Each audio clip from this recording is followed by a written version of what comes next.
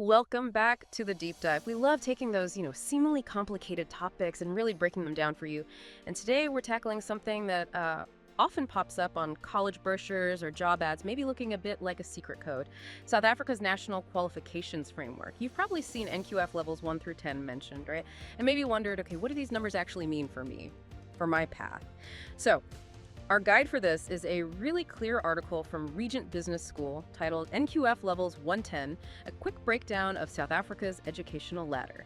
And our mission, simple. We want to give you the decoder ring for this whole system. Turn those numbers into a clear pathway, whether you're in high school, thinking about studying further, or, planning your career moves. Okay, let's unpack this. Absolutely. And what's fascinating here when you step back is that this framework, it's not just about putting things in boxes. It really tries to create a unified and understandable map for education across the whole country. It's much more than numbers. It's this powerful, integrated system. The whole point is to standardize, rank all formal education in South Africa. And that's huge because it pushes for transparency, consistency between different places, different courses, and really importantly, it supports lifelong learning. It gives every single qualification, right, from grade 9 up to a PhD, a clear spot, a recognized place in the bigger picture. That kind of holistic view is pretty impactful. That really does frame it differently. Sounds like a massive, but vital job for creating clarity. But okay, before we jump into the levels themselves, maybe we should start with something foundational. I know lots of learners, maybe even some employers might wonder, what does accredited NQF qualification actually mean? It sounds official, sure, but what's the real impact for, someone trying to figure things out? That's spot on, because accredited, that's really the bedrock. It's the trust factor in the whole system. So simply put, an accredited NQF qualification means it's been checked and approved, properly vetted by a recognized quality assurance body. And then, crucially, it's registered officially by SQA, the South African Qualifications Authority. Think of SQA as the National Quality Controller for Education, like a quality stamp. If it's SEQA accredited, you know it meets a national standard. Okay, so it's like a seal of approval. Exactly. And that legitimacy, it's not just paperwork. It guarantees some really important things for you, the learner. First, it means your course content actually lines up with national learning outcomes. What you learn is relevant, it's recognized countrywide. Second, it tells you the institution itself is reputable, meets quality standards, protects you from, dodgy providers. And very practically, your qualification gets a set number of credits. These show how much learning you've done, and they can often be transferred, if you move between institutions or even want to study internationally later. So basically, your hard work is valid locally for jobs, further study, but often it carries weight internationally too. The real takeaway: choose SAQA recognized qualifications. It means your efforts are genuinely valuable, recognized potentially worldwide. Takes the guesswork out. That's actually really reassuring. Makes those big decisions feel a bit safer, knowing there's that standard. Right, so we've cracked the accreditation code, that's the trust part sorted. Now let's get to the heart of it. The NQF levels themselves. What does each number, 1 through 10, actually stand for on this South African educational ladder? Let's decode the map. Okay, absolutely. And the beauty of the NQF is this clear progression, like a ladder, but maybe think of it as one where each step not only gets you higher, but also gives you a broader view, more skills for the next step. Let's break them down. I'll give you the snapshot for each, but also kind of group them. So NQF Level 1, that's your general education certificate. Think grade 9 level, foundational stuff. NQF Level 2, moving up, that's like grade 10, or maybe some basic vocational training, builds on Level 1. NQF Level 3, grade 11 or equivalent, still deepening that general education. NQF Level 4. Now this is a big one. The National Senior Certificate, or matric as everyone knows it, is really the gateway, isn't it, to further study lots of jobs. So levels 1 to 4, that's basically your school years, setting the foundation. Exactly. Then NQF Level 5, this is where you step into post-school.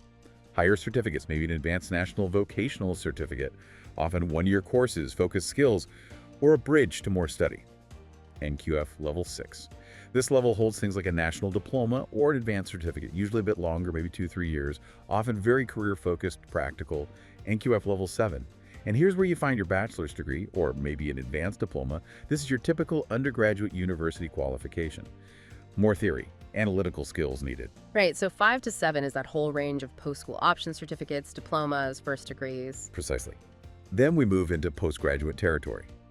NQF Level 8. That's your honors degree or a postgraduate diploma. Builds right on that bachelor's, letting you specialize more, get into research. NQF Level 9, your master's degree. This usually involves quite a bit of research, real expertise in a specific area, and NQF Level 10, right at the top. Doctoral degree, usually a PhD, the highest academic qualification demanding original research, adding something new to the field. Okay, so 8 to 10 is that deep dive into postgraduate and research. Yes. And this whole system, it's not just about climbing. It recognizes increasing complexity, more independence at each stage. It means, someone who maybe did a vocational certificate years ago can see a clearer path now, how that links to maybe doing a degree later. The value isn't lost. That wasn't always clear before the NQF. It makes education more dynamic. That grouping really helps to visualize the whole thing much clearer now. And yeah, once you see the ladder, you start thinking about specific rungs, those key transitions. This is where it gets really interesting, I think. Let's zoom in. If someone's aiming high, right for the top, what is the highest qualification in SA? And what is getting there actually involved? We know it's a doctorate, but what does that mean in practice? Yeah, the peak is definitely that doctoral degree, sitting at NQF Level 10. Yeah. Often a PhD, Doctor of Philosophy, or maybe a professional doctorate like a DBA, Doctor of Business Admin. And what it really means is you're making a significant original contribution to knowledge in your field. It's not just about knowing everything, it's about adding something new. Pushing the boundaries. It involves a ton of independent research, really deep theoretical and practical knowledge, and it all culminates in this big piece of work, a dissertation or thesis that gets judged by other experts. It's a serious undertaking. Sounds intense. It is, and the path there is usually pretty structured. Typically, you'd start with a bachelor's, that's NQF 7, then move to honors or a postgrad diploma at NQF 8. After that, a master's at NQF 9, and then finally, you embark on the doctorate, NQF 10. And for you listening, it's not just about the title. A doctorate really opens doors to top-level careers, academia, research, high-level leadership, policy work. It gives you the credibility to really shape your field. You become one of the leading experts. A serious path indeed. But yeah, maybe not everyone is aiming for NQF 10 straight away, or maybe the path isn't direct. Let's come down a bit. A question we hear a lot is about NQF Level 6. People get confused. Is it a diploma? Is it a degree? Especially when comparing options. Can you clear that up? That's a really common point of confusion, so it's great to clarify. NQF Level 6 in South Africa typically covers qualifications like the National Diploma or an Advanced Certificate. It's important to note it's not a bachelor's degree, remember. Bachelors are at NQF Level 7. Okay, so definitely distinct from a degree. Right, but that doesn't mean it's less valuable. An NQF 6 qualification is highly respected, often very practical, very career-oriented. Usually takes about 2 or 3 years, just to maybe differentiate a bit more.